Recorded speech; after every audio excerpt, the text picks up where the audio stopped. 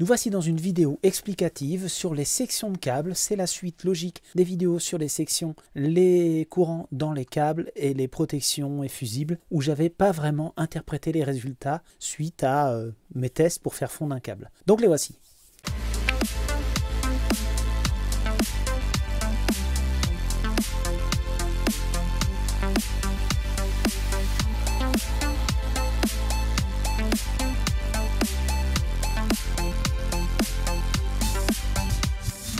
Nous reprenons depuis le début sans aller trop loin dans les détails. Imaginons un appareil électrique branché entre un fil plus et un fil moins.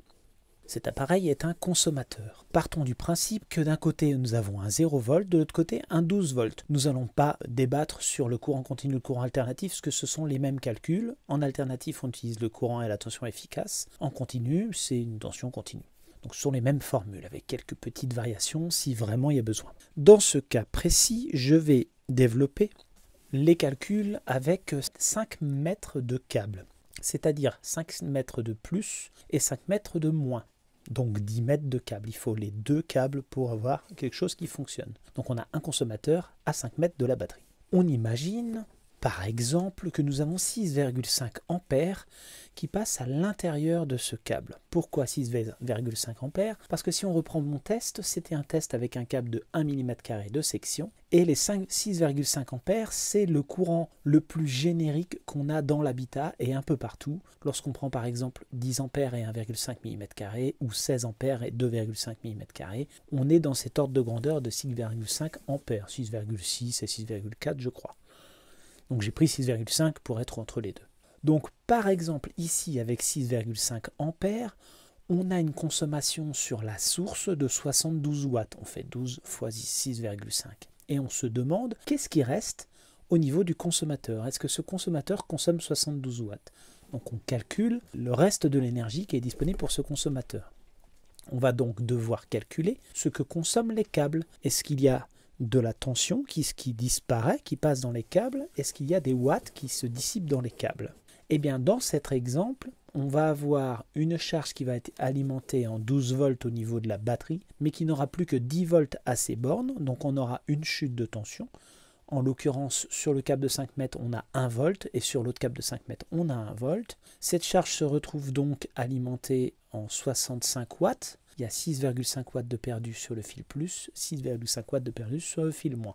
Les 1 volt plus 1 volt, on a la chute de tension.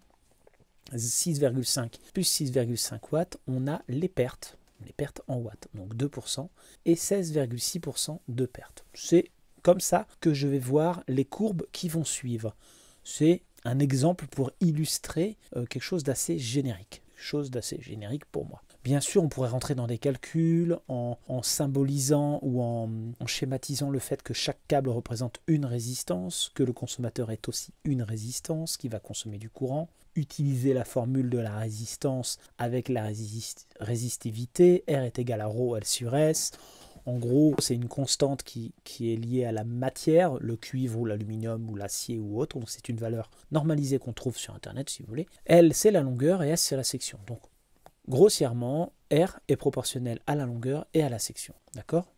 Si ensuite, une fois qu'on a obtenu R, on cherche U, donc on a la formule U est égale à R fois I. Donc ici, on a U égale à R fois 6,5. R, on ne l'a pas calculé ici. On peut rechercher la puissance dans chaque résistance, donc U fois I. Et on peut aussi simplifier la formule en faisant P est égal à U, donc RI fois I, donc ça fait RI carré. Mais ces formules-là, moi, je les ai déjà appliquées et je vais vous apporter directement les réponses. Donc, si on devait faire tous ces calculs, on aurait besoin de connaître R1, R2, R3, U1, U2, U3, P1, P2, P3, etc. C'est ce qu'on appelle des calculs de ligne. Voici les courbes qui correspondent au test de la vidéo sur les câbles électriques. Il y avait tout un tas de mesures que j'ai repris, que j'ai modélisé si on veut, que j'ai mis dans un tableau et j'ai fait les courbes. Ce qu'on voit dans un premier temps, c'est que sur ce tableau, j'ai pris la même échelle à gauche et la même échelle en bas. En bas, c'est le courant à l'horizontale, et à la verticale, c'est à la fois des pourcentages, des tensions et des watts. Après, je vais simplifier, je vais égrener un peu le système. Globalement, ce qu'on remarque, c'est que les pertes, elles sont en violet, la flèche violette, donc elle monte énormément en fonction du courant. Plus il y a de courant, plus les pertes augmentent. Et la chute de tension, elle monte pas énormément, mais on la voit en bas. elle monte quand même. Et on a dans le petit carré rouge, ce sont toutes les courbes de pourcentage. Pourcentage en tension, pourcentage en watts, en fonction du 12, du 24 ou du 48 volts. Donc j'ai fait mes mesures en courant continu du point de vue batterie. Ça c'est pareil avec les panneaux solaires. Donc on voit que les pertes elles vont très très haut jusqu'à 840 watts. Ça n'a pas vraiment de sens ici. On sait très bien que 1 mm² dans un conducteur, faire passer 30 ampères à 50 ampères, c'est énorme. Donc c'est bien d'avoir fait la mesure, j'ai fait mes courbes, mais je vais de suite évincer toute cette partie du tableau. Elle est hors limite. Donc je zoome un petit peu.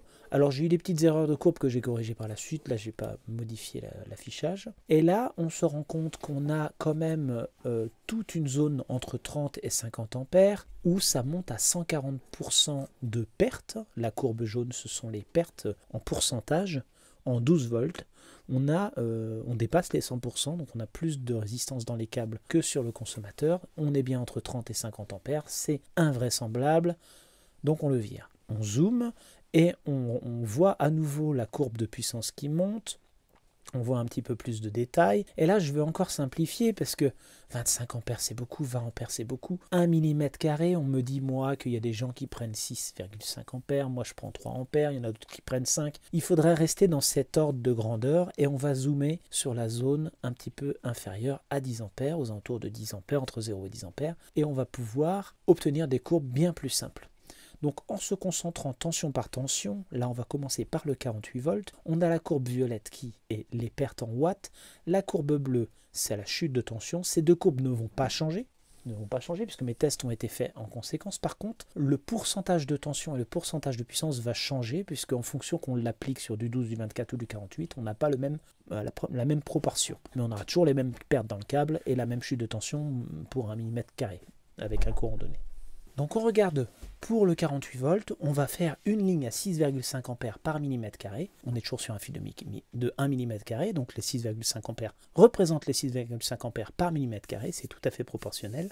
Pour un câble, un conducteur de 10 mètres, donc un câble de 5 mètres, on va retrouver cette ligne sur toutes les tensions. On va donc regarder les pourcentages, on a une chute de puissance et de tension de 2,5% et une chute de tension de 1,2 volts. Alors les 2,5%, que ce soit pour le pourcentage en tension ou le pourcentage en watts, c'est presque une coïncidence si vous voulez qu'elles soient à peu près similaires. Elles ne sont pas tout à fait identiques mais elles se confondent les courbes. C'est parce qu'on est sur 1 mm², on est avec des unités en fait. Donc comme on travaille sur des unités, à chaque force de tout multiplier par 1, on a quelque chose qui est la même valeur. C'est pas très grave. Alors, si on prend par exemple une batterie 48 volts, mais qui serait une Pilontech qui fonctionne habituellement entre 47 et 53,5 volts, plutôt 52, mais admettons, on a 6,5 volts d'hystérésis, de débattement entre le mini et le maxi. Eh bien, c'est 1,2 volts de chute de tension. Là, si on applique ces 6,5 ampères par mm², ça représente 18% d'erreur sur la mesure de tension. On peut se tromper de 18%. Ce n'est pas des pourcentages de quantité dans la batterie, mais c'est 18% de la plage de mesure de la tension. Donc on peut avoir par exemple un régulateur solaire qui charge à une certaine tension et la tension qui arrive dans la batterie, elle est 18% en dessous. Ou inversement, on peut avoir une batterie à 47 volts, mais en réalité, l'onduleur lit une tension bien inférieure et ça fait longtemps qu'il s'est coupé. Donc c'est pas bon, tout simplement. Si on se concentre maintenant sur la partie opposée à gauche de mes mesures, qui sont à 3,4 ampères par mm², c'est comme ça que j'ai fait mes mesures, on a les valeurs suivantes. On a 1,7 watts de perte. Tout à l'heure, c'était pas marqué, mais on avait à peu près 9 watts, 8 quelque chose. 1% de perte au niveau de la chute de tension et de la chute de puissance, et 0,5 volts de chute de tension, ce qui est mieux, mais c'est quand même beaucoup, parce qu'on a toujours 7% d'écart. Moi, je considère que 0,5 volts, ça commence à faire. Ensuite, si on passe sur le 24 volts, alors on remarque qu'il n'y a que la courbe du pourcentage qui a augmenté. Les autres n'ont pas augmenté. On est toujours calé à 6,5 ampères. On regarde les valeurs. Donc là, du coup, on a une perte qui est x2. Divisé par 2 la tension, on augmente le courant. On augmente donc les pertes avec cette même section qui n'a pas changé. Si on regarde aussi des batteries telles que du plomb liquide qui va entre 20,5 volts et 28,8, on a 8,3 volts d'écart. Une batterie LFP standard, pas une Pilontech, mais qui va de 22,4 à 28,4 par exemple. c'est pas forcément ces valeurs-là, mais d'une batterie à l'autre, on a 6 volts de débattement, et ben les 1,2 volts restent quand même conséquents, on est toujours avec un pourcentage d'erreur important, et on a le double de perte, bien évidemment. Bon, je passe un peu sur le 3,4 ampères, on va aller directement aux 12 volts, parce que comme ça on aura les deux extrêmes. Pour la courbe des 12 volts, eh ben, on constate que les pertes sont supérieures, enfin les pourcentages de tension et de watts perdus, la courbe est passée au-dessus des pertes en watts. Ça n'a pas de signification particulière à ce niveau-là, c'est juste pour le voir graphiquement. On passe les 6,5 ampères à la verticale, on voit qu'on a une perte de 10,5%, une chute de tension qui est quand même conséquente, toujours les 8,5 watts de perte et 1,2 volts de chute de tension. Donc pour notre batterie plomb par exemple qui va de 10,5 à 15, j'aurais pu prendre une lithium, et ben on a 4,5 volts de débattement, donc les 1,2 volts c'est énorme, ça fait 26% d'erreur pour seulement 78 watts de consommation dans la batterie. Et là on tombe pile poil sur l'exemple, enfin pile poil, à peu près, sur l'exemple que j'avais en illustration au début, avec les pertes. Donc là, notre consommateur n'a pas 2 volts de chute de tension, mais 1,2, donc il est à 11,8 volts, à peu près 10,8 volts, pardon, alimenté au lieu de 12 volts, et il ne consomme pas 78 watts, mais un petit peu moins. Donc on est dans l'exemple là. Bon bah ces courbes-là en 12 volts, elles sont quand même pas tip-top. On a pas mal de pertes, même énormément de pertes. Vous vous rendez bien compte que 8,5 watts dans un fil de 1 mm², c'est un fer à souder en fait. Ça chauffe, hein. C'est une lampe tout le temps allumée, hein. Il va chauffer sur le long terme. Si on regarde maintenant du côté du 3,4 ampères par mm² à gauche de la courbe, et ben du coup en réduisant ce courant, on se retrouve à 4,1%, ce qui est moins de la moitié des 10,5, 1,7 watts, ce qui est largement inférieur aux 8,5 watts de perte, et toujours 0,5 volts de chute de tension, ce qui est moins qu'1,2, mais qui est encore plus problématique que l'exemple qu'on avait tout à l'heure en 48 volts. 0,5 volts, c'est quand même beaucoup. On peut se tromper facilement dans la charge d'une batterie. Admettons que vous ayez une batterie gel et qu'on ne doit pas la charger à plus de 14,6 et puis qu'on se retrouve avec une différence, un décalage de tension de 0,5 volts, admettons que les mesures ne se fassent pas au bon endroit, et bien si on veut la charger suffisamment, ça veut dire qu'il faut qu'on règle le régulateur 0,5 volts au-dessus, mais il ne faut pas que la batterie monte 0,5 volts au-dessus, donc quand le courant baisse en fin de charge, le risque c'est de cramer la batterie, et ainsi de suite. Donc on n'est pas sur quelque chose de serein, même avec 3,4 ampères. Alors si on regarde un petit peu et qu'on prolonge les courbes, et qu'on arrive dans la zone des 3 ampères par mm², et ben notre chute de tension, elle est beaucoup plus faible, notre perte elle est beaucoup plus faible, notre pourcentage est beaucoup plus faible, on est plutôt dans les 3%. Et là, je pense que c'est le meilleur choix. Et c'est pour ça que je vous dis que je choisis 3 ampères par mm². Parce que 5 ampères, c'est bien de trop. Vous voyez bien, 5 ampères, c'est plus du double en termes de perte. 6 ampères 5, c'est énorme pour moi. Les câbles, ils chauffent. J'ai constaté qu'ils chauffaient, j'ai mesuré qu'ils chauffaient, j'ai mesuré des pertes. J'ai donc choisi d'utiliser par défaut 3 ampères par mm².